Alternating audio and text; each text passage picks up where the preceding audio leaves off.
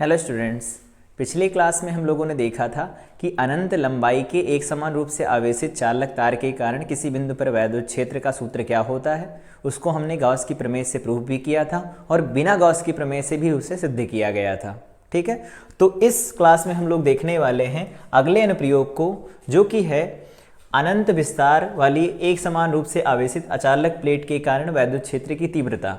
तो अगर हम बात करें कोई एक अनंत विस्तार वाली एक अचालक प्लेट है, तो उसके आसपास में कहीं पर भी कोई हम बिंदु लेते हैं, कोई बिंदु लेते हैं, तो उस बिंदु पर क्या होगा, वो बिंदु चारों तरफ ऊपर से नीचे अगर उसके पूरे प्लेन में कहीं पर भी लाई करता हो तो वो एक निश्चित बिंदु होगा और उस पर वैद्युत क्षेत्र की वैल्यू जो होगी वो एक समान होगी। मतलब हम उसे गॉसियन पृष्ठ की तरह काम में ले सकते हैं। जैसे यहाँ पर हम लोगों ने बताया ये कोई चादर है, अनंत विस्तार की चादर है और इससे पास होता हुआ हम लोगों ने एक बेलनाकार गॉसियन पृष्ठ लिया है। अब गॉसियन पृष्ठ लिया है तो हम लोगों ने देखा था गॉसियन पृष्ठ में जिस बिंदु पर हमें जो बेलनाकार गॉसियन पृष्ठ लेना होता है उसके प्रत्येक बिंदु पर हमें क्या रखना होता है, वैद्युत क्षेत्र एक समान रखना होता है और उससे निकलने वाली जो वैद्युत बल रेखाएं होती हैं वो क्या होनी चाहिए, लंबवत। तो देखो यहाँ पर जो समतल पृष्ठ है इस बेलनाकार गॉसियन पृष्ठ के, उनसे जो क्षेत्र रेखाएं निकलेंगी वो लंबवत होंगी।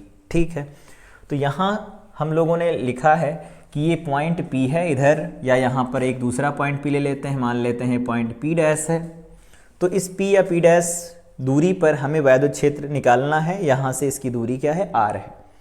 तो हम क्या करते हैं, इनके दोनों के समतल पृष्ठ के क्षेत्रफल को अगर हम डेल्टा S से लिखें, ये समतल पृष्ठ का क्षेत्रफल डेल्टा S से लिखा जाए, तो इसके छोटे से भाग की वजह से जो क्षेत्रफल सदिश बनेगा वैद्युत क्षेत्र की दिशा में बनेगा, और ये जो वक्र पृष्ठ बनेगा जो हम लोग ने कल देखा था, जो ये वक्र पृष्ठ बनेगा, इस वक्र पृष्ठ के कारण इसका पृष्ठ क्षेत्रफल तो ऊपर की तरफ होगा, ये हो जाएगा इसका छोटा सा ds वेक्टर, और इस पर वैद्युत क्षेत्र की दिशा इस तरफ आएगी। तो दोनों के बीच का कोण कितना बनेगा, 90 डिग्री बनेगा। तो हम याद रखेंगे, यहाँ पर एक एक करके लिखते हैं दोनों को।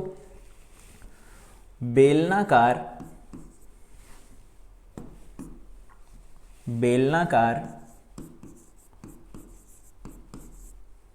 गॉसियन पृष्ठ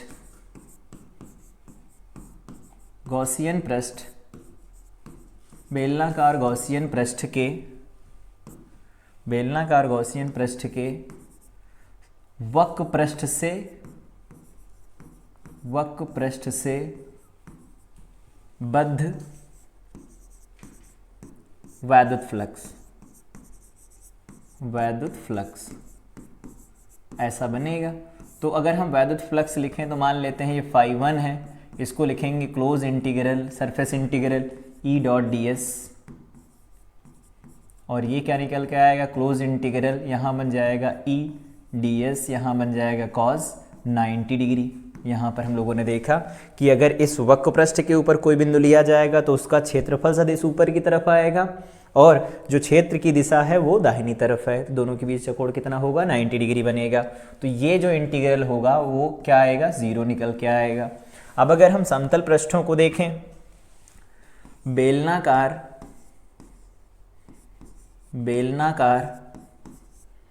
गॉसियन पृष्ठ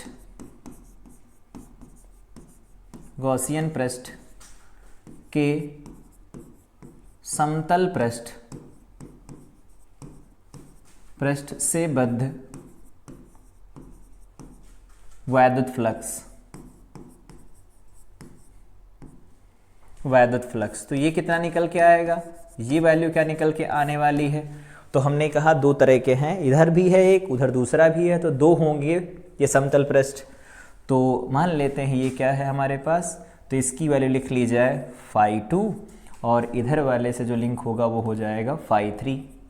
तो हम सबसे पहले क्या निकालते हैं, φ2 निकालेंगे। तो φ2 निकल के आएगा E/ds cos 0 डिग्री, यहाँ से ऐसा बनेगा। सरफेस के साथ इसका क्लोज इंटीग्रल जो बनेगा ये वैल्यू निकल के आ रही होगी, ये वैल्यू बनेगी। ऐसा क्यों, अगर यहाँ छोटा सा ds लिया जाए वो भी इस दिशा में आएगा, क्षेत्र इस दिशा में है ही, n कैप देखो लिखा गया है यहाँ पर, तो ये वैल्यू बन जाएगी। और सिमिलरली यहाँ पर अगर हम φ2 निकालना चाहें, यहाँ अगर φ2 तो लिख दिया है। φ3 भी निकालना चाहे तो निकाल सकते हैं। φ3 क्या निकल के आएगा, तो φ3 की जो वैल्यू बनेगी वो कितनी आएगी, वो भी यही आएगी, क्लोज इंटीग्रल, यहाँ पर सरफेस इंटीग्रल हो जाएगा, यहाँ पर EDS, उधर भी देखेंगे तो दोनों एक ही दिशा में आएंगे, ये भी 0 डिग्री बनेगा। दोनों सेम सेम वैल्यू निकल के आ रही हैं, दोनों पर E तो सेम ही है, E को बाहर निकालेंगे DS बनेगा, तो यहाँ पर बन जाएगा E इंटू DS का जब हम इंटीग्रेशन करेंगे तो क्या मिल जाएगा, डेल्टा S मिलेगा। यहाँ लिख देते हैं डेल्टा S है, यहाँ पर भी वैल्यू क्या मिल जाएगी, E इंटू डेल्टा S। तो φ1 मिल गया, φ2 मिल गया, φ3 मिल गया। तो बेलनाकार गॉसियन पृष्ठ के समतल पृष्ठ से कितना फ्लक्स लिंक होगा देख लेते हैं, तो वो हो जाएगा φ1 φ2 प्लस φ3, ये वैल्यू क्या आएगी, φ2 प्लस φ3। दोनों वैल्यू सेम है, ये भी E डेल्टा S है और वो वैल्यू भी E इंटू डेल्टा S है, तो कितना रिजल्ट आएगा, 2E इंटू डेल्टा S। ठीक है, तो ये वैल्यू हो गई φ2 प्लस φ3 की। अब अगर हम कहें कि फाई नेट जो बनेगा टोटल वो कितना बनेगा, तो इससे जो लिंक हुआ वो तो 0 है और ये दोनों कितना बना रहे हैं, तो यहाँ पर आ जाएगा φ1 प्लस φ2 प्लस φ3 और ओवरऑल ये कितना बनेगा, तो 0 plus 2 into E delta S is equal to बन जाएगा 2 into E into delta S, ये वैल्यू आ जाएगी। अब गॉस की प्रमेय लगाना चाहते हैं, तो गॉस की प्रमेय लगाएंगे। तो गॉस की प्रमेय क्या कहती है, फाई नेट जो होता है वो होता है 1/ε0 इंटू क्यू इनक्लोज, जितना भी होगा वो लिखा जाएगा। तो यहाँ आ जाएगा 1/ε0 इंटू क्यू इनक्लोज। लिखने के लिए यहाँ पर सतह पर चार्ज डिस्ट्रीब्यूट किया गया आवेश का वितरण है, तो इसको हम यहाँ से लिखते हैं पृष्ठीय आवेश घनत्व के साथ, पृष्ठीय आवेश घनत्व, पृष्ठीय आवेश घनत्व सिग्मा से प्रदर्शित किया जाता है, ये होता है dq/ds। और अगर एक समान रूप से आवेश का वितरण तो सीधे सीधे हम लिखेंगे q/ΔS, डायरेक्ट आएगा। तो यहाँ से सिग्मा की वैल्यू आ जाएगी, तो अगर हम यहाँ से q देखें तो q क्या बन जाएगा, सिग्मा इंटू डेल्टा एस। इस भाग में देखना चाहते हैं हम, तो ये निकल के आया हमारे पास क्यू की वैल्यू, जो इनसाइड होगा इनक्लोज होगा, यहाँ रख सकते हैं। तो रखेंगे तो क्या मिल जाएगा, सिग्मा इंटू डेल्टा एस। ये हो गई समीकरण नंबर 2, ये हो गया समीकरण नंबर 1 हमारा। तो समीकरण 1 से हमने फाई टोटल निकाल लिया, समीकरण 2 गॉस की प्रमेय लगाकर फाई टोटल निकाल लिया। अब दोनों को बराबर कर देते हैं, तो यहाँ लिख देंगे समीकरण 1 व 2 से। समीकरण 1 में क्या लिखा है, लिखा है 2E डेल्टा एस बराबर, यहाँ लिखा 1/ε0 into sigma into delta S. कुछ कैंसिल हुआ वो कैंसिल करवा देते हैं, डेल्टा एस से डेल्टा एस कैंसिल हुआ, हमारे पास क्या वैल्यू निकल के आएगी, ई जो निकल के आ रहा है वो कितना बनेगा, यहाँ से वो बन जाएगा सिग्मा डिवाइडेड बाई 2ε0। ये हो जाएगा अचालक चादर के निकट वैद्युत क्षेत्र का सूत्र। अब यहाँ से फिर से देख सकते हैं, आर दूरी पर बिंदु लिया था लेकिन यहाँ पर आर नहीं आ रहा है, इसका मतलब क्या है, ये दूरी पर निर्भर नहीं कर रहा होगा, सिर्फ ये कांस्टेंट वैल्यू आएगी। निर्भरता किस पर होगी, तो सरफेस चार्ज डेंसिटी मतलब पृष्ठीय आवेश घनत्व पर होगा, और साथ में ε0 मीडियम की परमिटिविटी या मीडियम पर डिपेंड करेगा। और अगर किसी माध्यम में होंगे, ये क्षण को किसी माध्यम में रखा जाए तो ई की वैल्यू आ जाएगी सिग्मा डिवाइडेड बाई 2ε0, यहाँ पर आ जाएगा कैपिटल के। ध्यान ये रखेंगे, पृष्ठीय आवेश घनत्व में dq/ds लिखा है, तो इसकी यूनिट होती है कूलाम और ds की यूनिट होती है मीटर स्क्वायर, तो ये निकल के आएगा कूलाम प्रति मीटर स्क्वायर। ठीक है, तो ये होता है दूसरा डेरिवेशन, जो अनंत विस्तार की एक समान आवेशित चालक जो समतल चादर होती है उसके निकट वैद्युत क्षेत्र कितना बनता है। गॉसियन पृष्ठ लेना है, गॉसियन पृष्ठ के वक्र पृष्ठ का फ्लक्स निकालना है, समतल पृष्ठ का पृष्ठ क्षेत्रफल फ्लक्स निकालना कितना गुजरेगा, दोनों को गॉस की प्रमेय से रिलेट करना है और ये वैल्यू निकल के आएगी। ठीक है, अगला डेरिवेशन देखते हैं। कह रहे हैं कि एक समान रूप से आवेशित गोलीय कोष के कारण वैद्युत क्षेत्र की तीव्रता क्या होती। गोलीय कोष मतलब खोखला गोला, खोखला गोला होगा तो आवेश क्या होगा, बाहर ही होगा। तो बाहर होगा तो हम क्या कहते हैं, पहला पॉइंट गोलीय कोष के बाहरी बिंदु पर। तो क्या किया गया है, इस पर आवेश वितरित था, आवेश था कितना इसके ऊपर, तो इसके ऊपर आवेश मान लेते हैं स्मॉल क्यू है, त्रिज्या इसकी कैपिटल आर है, और ये बिंदु P यहाँ पर लिया गया है, ये बिंदु P है जिस पर क्या हमें वैद्युत क्षेत्र निकालना है। तो अब अगर बिंदु P के बारे में बात करें तो यहाँ एक छोटा सा क्षेत्रफल लिखेंगे, तो क्षेत्रफल आ जाएगा ds वेक्टर बाहर की तरफ, और इस पर वैद्युत क्षेत्र की दिशा भी इसी तरफ आएगी क्योंकि अंदर क्या है, धनावेश, धनावेश से बाहर की तरफ होता है वैद्युत क्षेत्र, तो दोनों एक ही दिशा में आएंगे।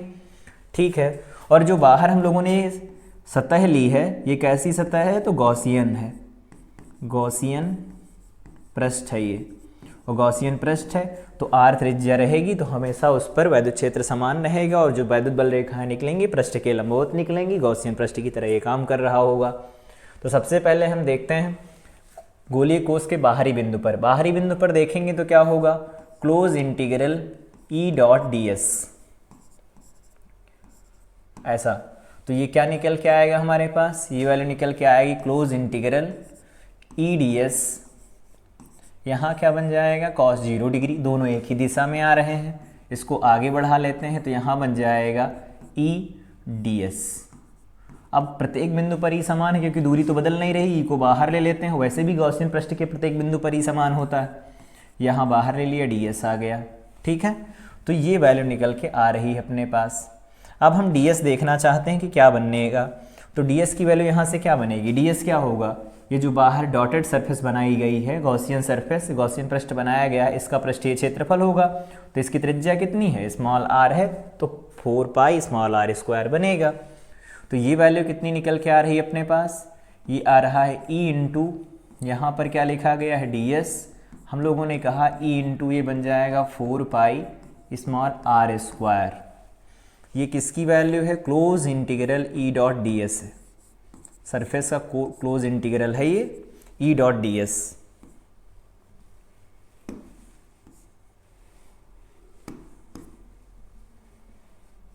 ई डॉट डी एस, अब इसे हम इक्वेशन नंबर 1 नाम दे देते हैं, और ई डॉट डी एस होता क्या है, तो ये होता है फाई टोटल। गॉस की प्रमेय लगाएंगे तो क्या बनेगा, तो लिख देते हैं गॉस की प्रमेय से, गॉस की प्रमेय से, गॉस की प्रमेय क्या कहती है, जो फाई टोटल होता है वो होता है 1/ε0 इंटू क्यू इनसाइड। तो अगर इस क्वेश्चन यहाँ पर देखें इस फिगर में, तो बाहर जो गॉसियन पृष्ठ बनाई गई इसके भीतर कुल आवेश देखा जाए तो वो कितना है, क्यू, जो उस सरफेस पर डिस्ट्रीब्यूट किया गया, उस सतह पर वितरित किया गया है, यहाँ बन जाएगा 1/ε0 इंटू क्यू। ये बन गया इक्वेशन नंबर 2। अब दोनों इक्वेशन को कर देते हैं इक्वेट और निकाल लेते हैं आंसर। तो बराबर करेंगे तो लिख देंगे समीकरण 1 व 2 से, समीकरण 1 व 2 से, तो समीकरण 1 व 2 से बराबर करोगे तो यहाँ से निकल के आएगा E into 4 pi r square, और यहाँ पर बन जाएगा 1/ε0 इंटू क्यू। तो E इज इक्वल टू क्या बनेगा, देखो 1/4 पाई, ये आ जाएगा, यहाँ ε0 यहाँ रख लेते हैं, यहाँ है क्यू, आर को इसके नीचे भेज देते हैं, तो ये बन जाएगा आर स्क्वायर। तो ये वही फार्मूला निकल के आया जो बिंदु आवेश के कारण होता है। तो वैसे कोई गोला है, ज़्यादा दूरी से हम देखेंगे तो एक बिंदु जैसा दिखेगा, किसी बिंदु पर क्षेत्र निकालेंगे तो बिंदु आवेश के कारण वैद्युत क्षेत्र जैसा आएगा। तो बाहरी कोष के बाहरी बिंदु पर जो सूत्र होता है वो कैसा होगा, बिंदु आवेश के कारण सूत्र के जैसा होगा। अब अगर बात की जाए सतह पर, ये सतह की बात की जाए, तो अगर सतह के बारे में बात करेंगे तो सतह का गोला लिया जाएगा, सतह के गोले का अगर समाकलन करेंगे तो यहाँ पर जो वैल्यू निकल के आ रही है, ये जो स्मॉल आर स्क्वायर वो कैपिटल आर हो जाएगी। इसे देखते हैं पहले। कह रहे हैं कि गोलीय कोष के अंदर बिंदु पर, अंदर कोई बिंदु लिया गया है एस, इस बिंदु पर निकालना चाहते हैं हम कितना क्षेत्र होगा। तो अब यहाँ से देख सकते हैं इसके ऊपर आवेश कितना दिया गया था, क्यों दिया गया था। तो अगर क्यों आवेश दिया गया है, इसके अंदर वाली सतह चूज की जाए जिसकी त्रिज्या आर है, तो यहाँ से क्लोज इंटीग्रल जो बनेगा सरफेस का ई इंटू डी एस, वो कितना निकल के आएगा, तो वो निकल के आएगा ई डी एस cos 0, क्योंकि बाहर की तरफ क्षेत्र होगा तो 0 आना ही आना है, तो ये वैल्यू क्या निकल के आने वाली है। लेकिन एक बात यहाँ से एक और भी देख सकते हैं, ये तो बन जाएगा E into 4 pi r square, ये हो जाएगा 4πr²। तो अगर ये e इंटू 4πr² बन गया, गॉस की प्रमेय लगाएंगे। गॉस की प्रमेय कहती फाई टोटल होता है 1/ε0 इंटू क्यू इनसाइड। ये वैल्यू हो 1/ε0 इंटू क्यू इनसाइड की वैल्यू कितनी आएगी? क्यों इसके अंदर कितना है? इसके अंदर तो कोई आवेश ही नहीं है, खोखला गोला था, खोखले गोले के अंदर जाएंगे कोई आवेश नहीं होगा, तो यहाँ पर आवेश की वैल्यू 0, इसका मतलब फाई टोटल 0 आएगा। तो अगर इस वैल्यू को हम 0 के बराबर सॉल्व कर दें तो यहाँ से जो ई होगा वो 0 निकल के आएगा। तो गोलीय कोष के अंदर जो वैल्यू होती है वो 0 आती है। अब अगर हम बात करें गोलीय कोष की सतह पर, तो गोलीय कोष की सतह पर देखा जाए तो कैसा होगा? सतह के लिए क्या करेंगे हम? सतह जैसा फिगर बनाएंगे। ये जैसे यहाँ पर है, ये बना लेते हैं ऐसा कुछ। ये गोला था, इसके ऊपर आवेश दिया गया था और इसकी सतह पर ही हमें वैद्युत क्षेत्र निकालना है। तो गॉसियन पृष्ठ क्या होगा? ये गोला खुद होगा, गॉसियन पृष्ठ का काम कर रहा होगा। तो जब हम इसमें ई डॉट डी ए करेंगे, ये कैपिटल आर है, तो यहाँ पर जैसे हम लोगों ने अभी किया था Q/r², तो ये वैल्यू यहाँ से क्या निकलेगी? समाकलन करेंगे तो हम निकल के आएगा e इंटू 4π, स्मॉल आर की जगह आपकी बार कैपिटल R² हो जाएगा। ये बन जाएगा 1/ε0 इंटू क्यू, पूरा का पूरा क्यों आ जाएगा, उसकी सतह पर है। तो यहाँ से ई की वैल्यू क्या निकल के आएगी? वही आएगी लेकिन कैपिटल आर हो जाएगा, स्मॉल आर की जगह पर कैपिटल आर का स्क्वायर, ही वैल्यू बनेगी। अब अगर इन तीनों को कंबाइन किया जाए तो क्या निकल के आएगा? हमने देखा कि बाहरी बिंदु पर बिंदु आवेश के कारण होता है जैसा सूत्र, और अंदर होता है 0, फिर सतह पर ऐसा होता है। तो वैल्यू क्या बनेगी, या हम इसका ग्राफ अगर ड्रॉ करें तो कैसा आएगा? कुछ ऐसा। ये है वैद्युत क्षेत्र, ये है उसकी दूरी r, और हम देखेंगे तो कैसा ग्राफ बन रहा होगा? यहाँ चलना शुरू करेंगे, जब तक सतह तक नहीं पहुँचेंगे तब तक ये 0 रहेगा। सतह पर पहुँचेंगे तो अचानक से वैल्यू कितनी बढ़ जाएगी? यहाँ पर पहुँच जाएगी, और इसके सापेक्ष कितना मिलेगा हमें? तो E मिलेगा 1/4πε0 इंटू Q/R²। ये मैक्सिमम वैल्यू निकल के आएगी, मैक्सिमम होगा ये। और इस मैक्सिमम वैल्यू को रिलेट करें उसके बाद क्या होगा? तो उसके बाद यहाँ पर लिखा ही है, ये देखो 1/r² से घटेगा, तो ये 1/r² से घटेगा, फिर ये ऐसा बन जाएगा। ये वैल्यू क्या होगी? 1/r से घट रही होगी, ऐसा बन जाएगा। ठीक है, तो यहाँ से रहेगा 0, फिर यहाँ से अचानक घटेगा और फिर वैल्यू ये निकल के आएगी। तो यहाँ पर देखो E = 0 है, E की वैल्यू कितनी निकल के आ रही है? तो E की वैल्यू निकल के आ रही है 0 है। यहाँ पर E की वैल्यू दी गई है, और इधर जो होगा E व्युत्क्रमानुपाती होगा दूरी के वर्ग के। तो इस तरह से ग्राफ बनेगा इसका। तो ये था इसका दूसरा अनुप्रयोग। अगर तीसरे अनुप्रयोग की तरफ बढ़ें तो कह रहे हैं अचालक गोला है, अब की बार ठोस गोला है, उसके कारण हमें लिखना है। सबसे पहले बाहरी बिंदु पर लिखना है। तो बाहरी बिंदु पर क्या होगा? अगर इसको हम लोगों ने क्यों आवेश दिया है, कैपिटल स्मॉल क्यों आवेश दिया है, तो पूरा का पूरा आवेश इसके अंदर रहेगा, और ये स्मॉल r त्रिज्या का गॉसियन पृष्ठ लिया गया है। तो इसके बिंदु P की बात करें, यहाँ पर जो बिंदु P होगा, इसके ऊपर यहाँ एक छोटी सी सतह ली जाए तो ds वेक्टर बाहर की तरफ आएगा और E वेक्टर भी बाहर की तरफ आएगा। तो E ds cos थीटा बनेगा। तो क्लोज इंटीग्रल जो बनेगा E.ds बराबर यहाँ क्या आ जाएगा? तो ये वैल्यू निकल के आ जाएगी E ds cos 0 की वैल्यू 1 होती, E को बाहर ले लेंगे, यहाँ आएगा समाकलन ds, और ds का समाकलन मतलब इस गॉसियन पृष्ठ का क्षेत्रफल, तो वो बन जाएगा E into 4πr²। Same result आएगा जो कोस का आया था। और गॉस की प्रमेय अगर हम लगाते हैं तो फाई टोटल निकल के आएगा। ये फाई टोटल की वैल्यू थी परिभाषा से, वैद्युत फ्लक्स की परिभाषा से निकाली गई है, और यहाँ फाई टोटल की वैल्यू निकालें गॉस की प्रमेय से तो हो जाएगी 1/ε0 इंटू क्यू जो अंदर होगा वो कितना है? कैपिटल स्मॉल क्यू है। ये सेकंड इक्वेशन बन गई, ये फर्स्ट इक्वेशन है। दोनों को अगर हम बराबर करें तो लिख देते हैं समीकरण 1 व 2 से। समीकरण 1 व 2 से क्या मिलेगा हमें? वहाँ से वैल्यू मिल रही E into 4πr², is equal to यहाँ से क्या मिलेगा 1/ε0 इंटू क्यू, सेम रिजल्ट आएगा। इज इक्वल टू क्या आएगा 1/4πε0, यहाँ बन जाएगा Q/r², ये वैल्यू आएगी।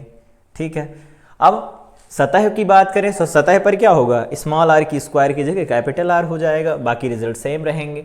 तो यहाँ पर देख लेते हैं गोले की सतह पर, तो सतह का रिजल्ट पहले लिख देते हैं, क्या बनेगा 1/4πε0 Q/R², ये नियत मान है।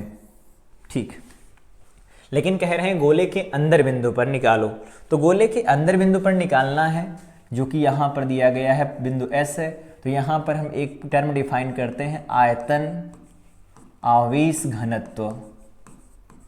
आवेश घनत्व प्रति एकांक आयतन में उपस्थित जो आवेश होता है उसको हम कहते हैं आयतन आवेश घनत्व, जिसको हम dQ/dV से लिखते हैं, और एक समान वितरण होता है तो हम उसे Q/V भी लिख सकते हैं। ठीक, सही है। अब हम लोगों ने स्मॉल r त्रिज्या की एक गोला लिया गया है, तो कैपिटल स्मॉल q जो आवेश था उस पूरा टोटल यहाँ जो चार्ज था, कुल आवेश जो था वो कितना था, तो कुल आवेश था स्मॉल q।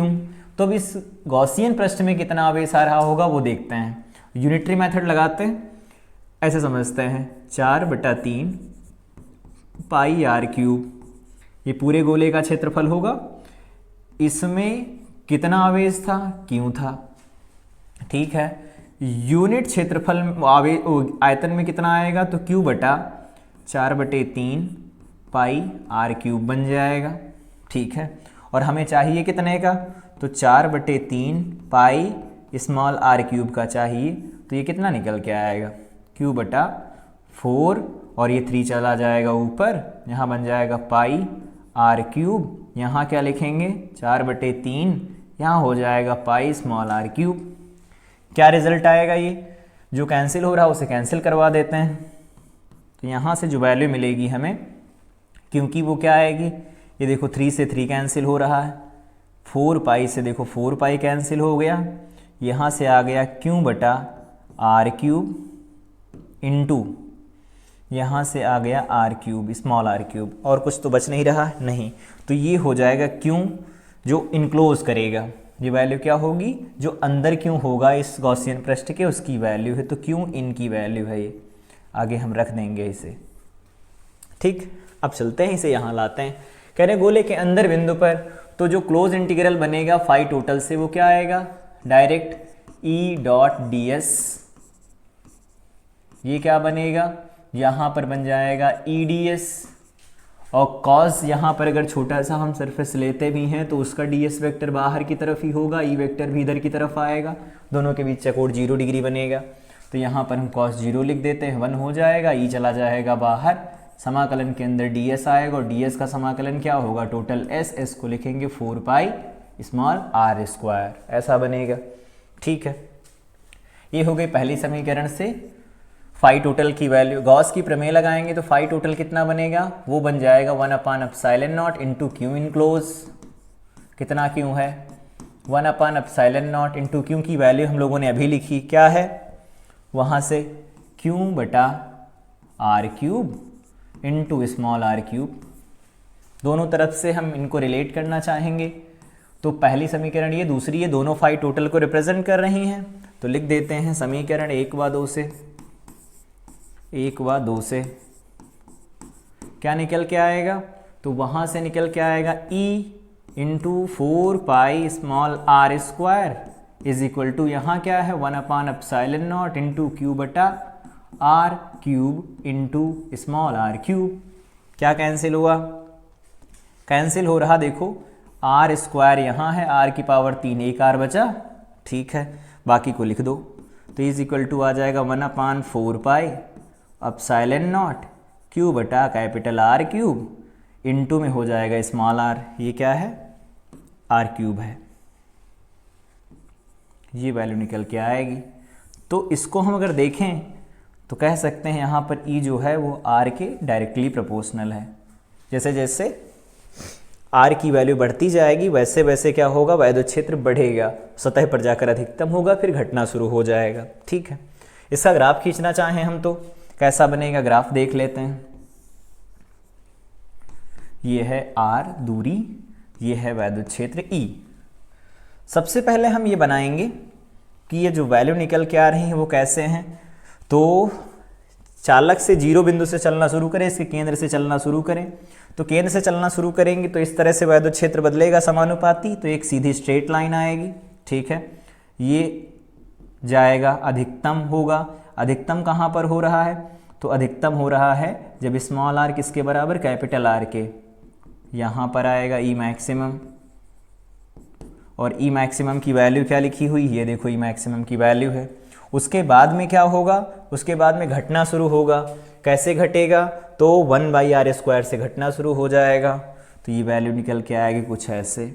यहाँ पर ही क्या होगा, 1/r² के समानुपाती, या कह सकते हैं r² के व्युत्क्रमानुपाती आएगा। ये ग्राफ बनेगा गोलीय अचालक गोले के कारण जो वैद्युत क्षेत्र होता है वो इस तरह से डिराइव किया जा सकता है, ठीक है।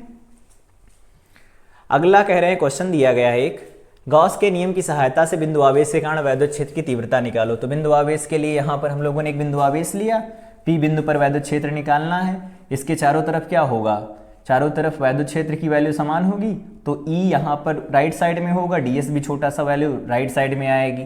तो हम ऐसे कह सकते हैं, गॉस की प्रमेय जैसे प्रूफ की थी, यहाँ से आएगा इंटीग्रेशन E.ds, ये वैल्यू क्या बन जाएगी, इंटीग्रेशन, यहाँ पर बनेगा EdS cos 0, ये वैल्यू बन जाएगी। E बाहर चला आएगा, समाकलन के अंदर ds रहेगा, cos 0 1 हो गया, तो ये वैल्यू निकल के आई E इंटू ds। ds की वैल्यू क्या है, तो वहाँ से देखेंगे ds मतलब टोटल एरिया, और इस गॉसियन पृष्ठ का एरिया कितना होगा, तो गॉसियन पृष्ठ का एरिया त्रिज्या r होने पर हो जाएगा 4πr²। चाहे जहाँ पर हम लोग ds ले, ds हमेशा इधर होगा, E हमेशा इधर होगा, दोनों के बीच में कोण क्या होगा, 0 डिग्री का बनेगा, ठीक है। तो ये था फाई टोटल वैद्युत फ्लक्स की परिभाषा से। फाई टोटल लिखते हैं गॉस की प्रमेय से, तो आ जाएगा 1/ε0। क्यों टोटल, जो अंदर रहेगा वो क्यों ही है।